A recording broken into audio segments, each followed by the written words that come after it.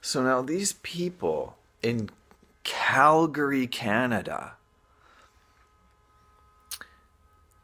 Calgary Stampede, yeehaw. These cowboys, these guys, these people, these girls and guys, they have done so much chismosa. That's what the Filipinos call gossiping bitches. These people have done so much talking about me that has resulted in so much abuse by them. Their own gossiping BS that they do amongst themselves so that they can abuse you. They have done so much of this that I have absolutely no problem saying exactly and talking exactly, frankly, about my experience in Calgary. Now, we've left off with 2007. Okay, I am new to this city since 2003. I've been working in this city for 4 years. I've been with my wife for 2 years, married, and I've been with her for 4 years. I've been with her the whole time. I met her as soon as I got out here. I met this beautiful girl, and we moved in together, and we got married 2 years later. This Calgary, okay, 2007. I just worked wherever I could when I got out here because my work experience was limited and my education was really kind of half done. And so I worked everywhere. And to see my work history is unbelievable because of how many jobs that I have had in Calgary.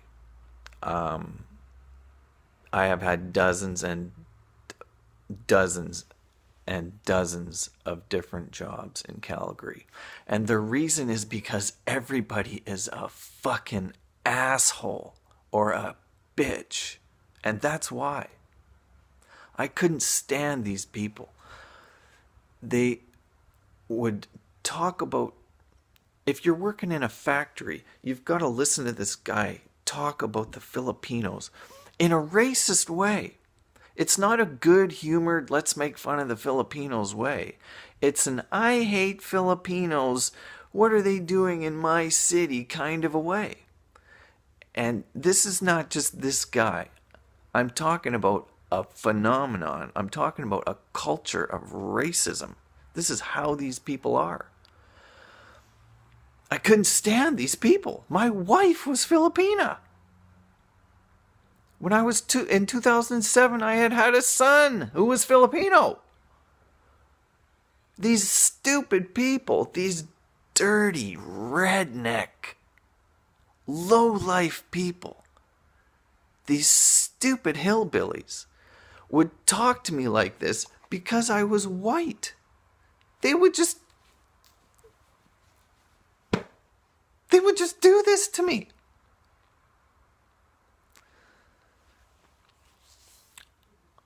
I had one guy invite me and my wife to dinner at Christmas time, my so-called boss. And he told me when I'm done with my wife, he'll have a turn with her. This is my fucking wife. But this is how he talks to people about Asians.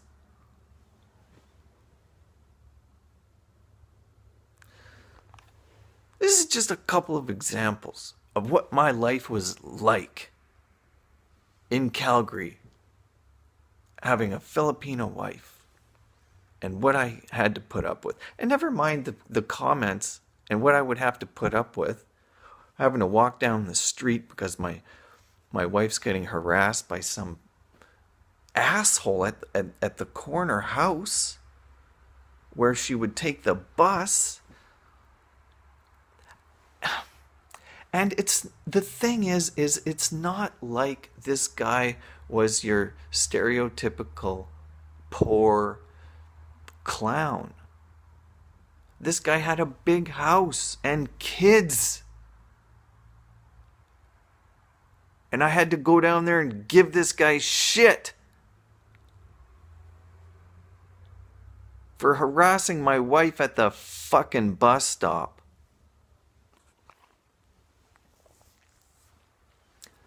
Okay.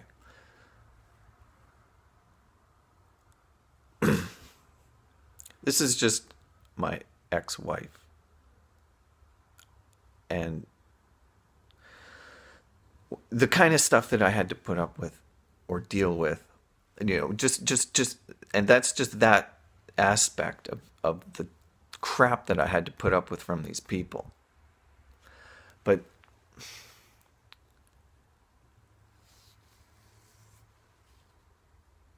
never mind if I had a Filipino wife or not. The way that they're talking about black people and calling them spooks. I hated these guys. I did. I hated them.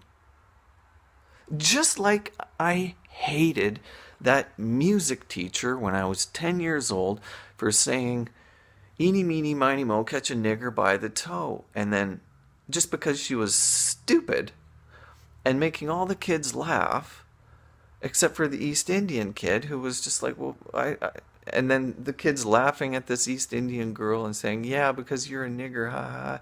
Like, I hated these rednecks just like I hated that music teacher because they're racist and stupid.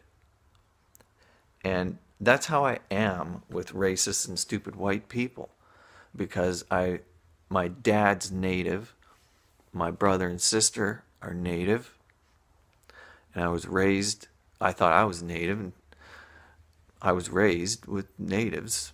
This was my step family until I was 7 years old. This is my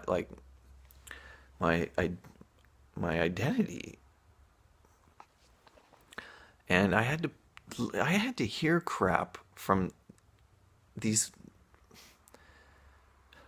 well-meaning but stupid kids in Ladysmith, British Columbia, who went to an all-white school that practiced segregation of natives and put the natives in this school and put all the white kids in this school, except for the one or two,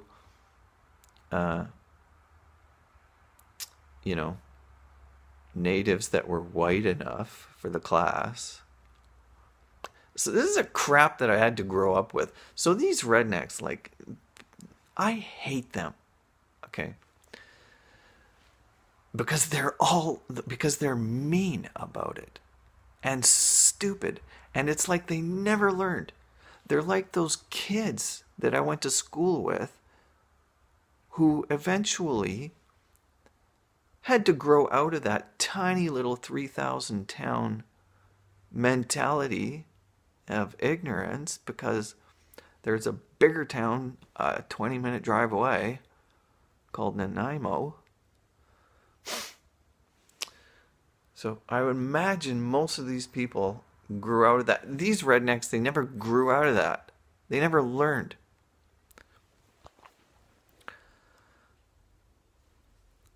So,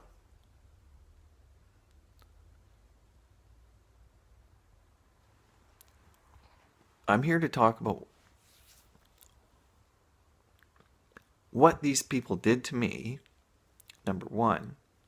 And I'm starting off by saying who these people are that have done this to me.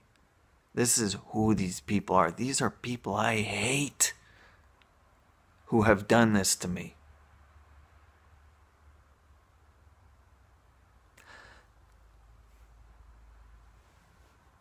And my family.